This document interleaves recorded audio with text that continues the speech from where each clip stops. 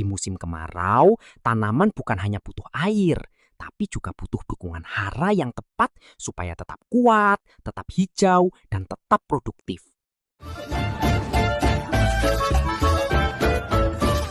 Halo Juragan, balik lagi di MUI Kasih Info.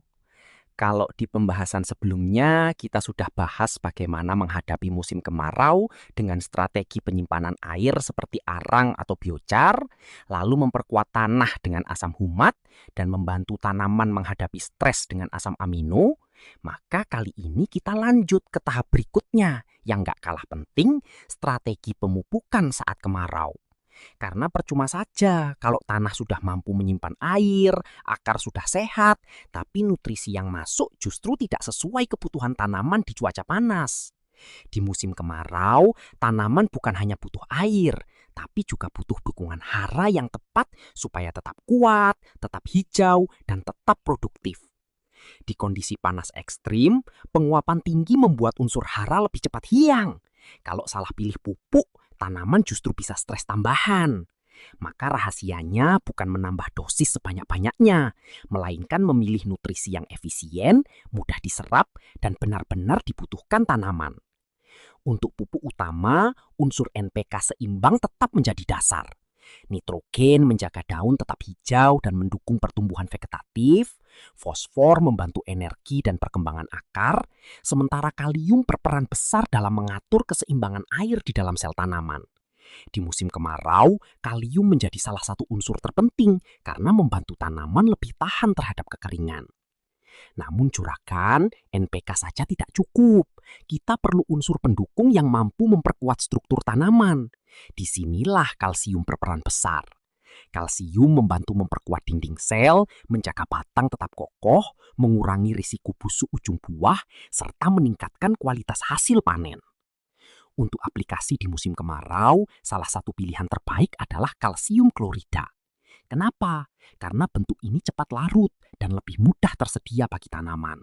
Saat cuaca panas, kita butuh nutrisi yang bisa bekerja cepat, dan kalsium klorida sangat efektif untuk itu. Selain itu, kalsium klorida juga membantu menjaga keseimbangan air di jaringan tanaman, sehingga tanaman tidak mudah layu. Kalau dibandingkan dengan kalsium oksida, keduanya sama-sama bermanfaat, tetapi penggunaannya berbeda.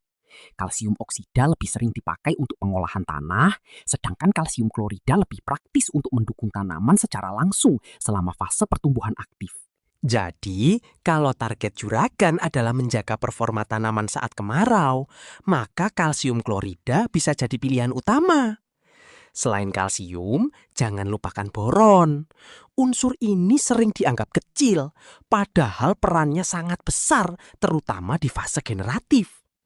Boron membantu pembentukan bunga, mendukung proses pembuahan, dan menjaga distribusi gula di dalam tanaman. Saat cuaca panas, bunga sering mudah rontok. Dengan dukungan boron, kualitas bunga dan bakal buah bisa lebih terjaga. Cara aplikasinya juga perlu strategi. Pupuk susulan di musim kemarau idealnya diberikan dengan dua metode, kocor dan semprot. Kocor untuk memastikan nutrisi sampai ke akar bersama air, sedangkan semprot mempercepat respon tanaman lewat daun. Kombinasi ini membuat serapan nutrisi lebih maksimal.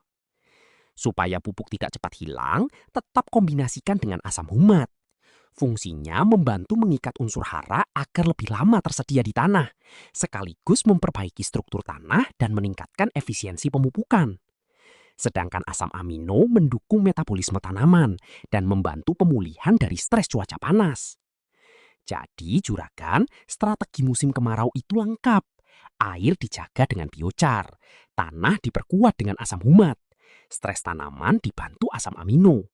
Lalu performa pertumbuhan dan produksi dijaga dengan NPK, kalsium klorida, dan boron. Dengan langkah seperti ini, tanaman tidak hanya bertahan, tapi juga tetap bisa menghasilkan panen maksimal walaupun cuaca sedang ekstrim. Karena di musim kemarau, yang dibutuhkan tanaman bukan sekedar pupuk banyak, tapi pupuk yang tepat, di waktu yang tepat, dengan strategi yang tepat. Dengan strategi seperti ini, tanaman tetap bisa produktif meskipun cuaca ekstrim.